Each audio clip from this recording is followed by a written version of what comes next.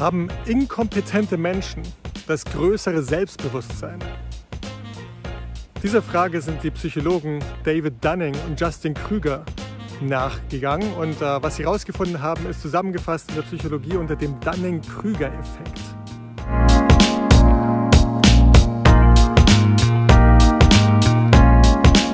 MacArthur Wheeler, ein Mann Mitte 40, begann 1995 an einem Tag gleich 2 Banküberfälle auf einmal. Nicht nur das, sondern er schafft es tatsächlich, das zu tun, ohne eine Maske zu tragen. Er grinste noch freundlich in die Überwachungskameras. Und weil er das tat, wurde er schnell identifiziert und am gleichen Abend noch festgenommen.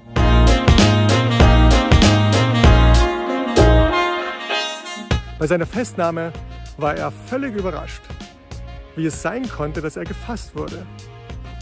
Und er versuchte, die Polizisten davon zu überzeugen, dass die Aufnahmen der Überwachungskameras gefälscht sein müssten, weil er ja Zitronensaft in sein Gesicht geschmiert habe.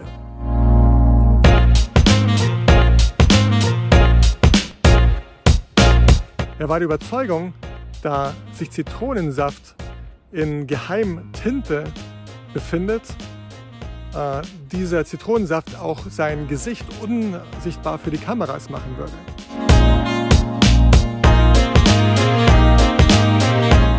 Während der Gerichtsverhandlung wurde untersucht, ob er geisteskrank sei, und die Psychologen kamen zu dem Schluss, dass er nicht geisteskrank sei, sondern einfach nur recht ungebildet und ein niedriges Intelligenzniveau habe.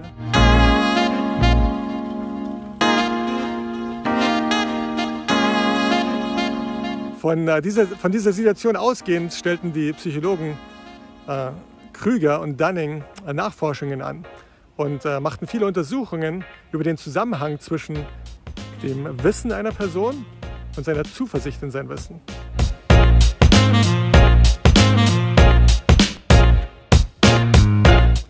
Man würde erwarten, dass der Zusammenhang direkt proportional wäre. Das heißt, je mehr Wissen jemand hat, desto zuversichtlicher ist er in sein Wissen.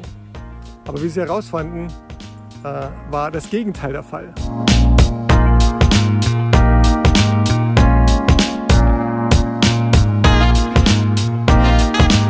Leute mit einem geringen Kenntnisstand zeigten sich überdurchschnittlich zuversichtlich in ihren eigenen Kenntnisstand.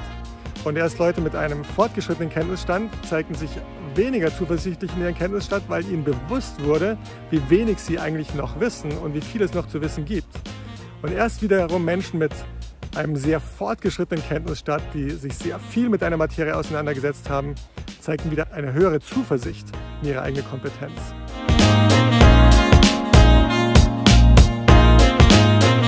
Vielleicht denkst du jetzt an verschiedene Personen, während ich diesen Zusammenhang erkläre.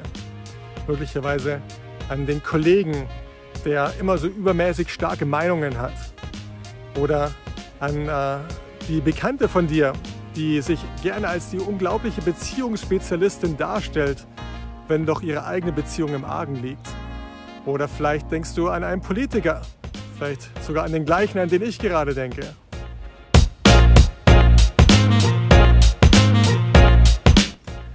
Aber diesen Zusammenhang finden wir sehr häufig, wenn du dich ein bisschen umguckst. Leute, die viel zu starke Meinungen haben für das Maß an Wissen, was sie haben. Aber idealerweise regt uns das Ganze nicht nur daran an andere Menschen zu denken, sondern auch ein bisschen über uns selbst zu reflektieren, weil das ist ja das Einzige, was wir wirklich beeinflussen und verändern können. Wie zuversichtlich bin ich selbst in mein Wissen und wie gerechtfertigt ist das? In welchen Bereichen habe ich zu Recht Zuversicht, weil ich mich sehr viel und tief damit auseinandergesetzt habe?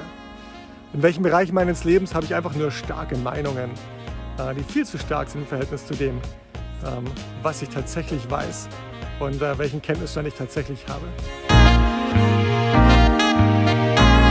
So, denk mal drüber nach, über den Dunning-Krüger-Effekt. Was bedeutet das für dein Leben?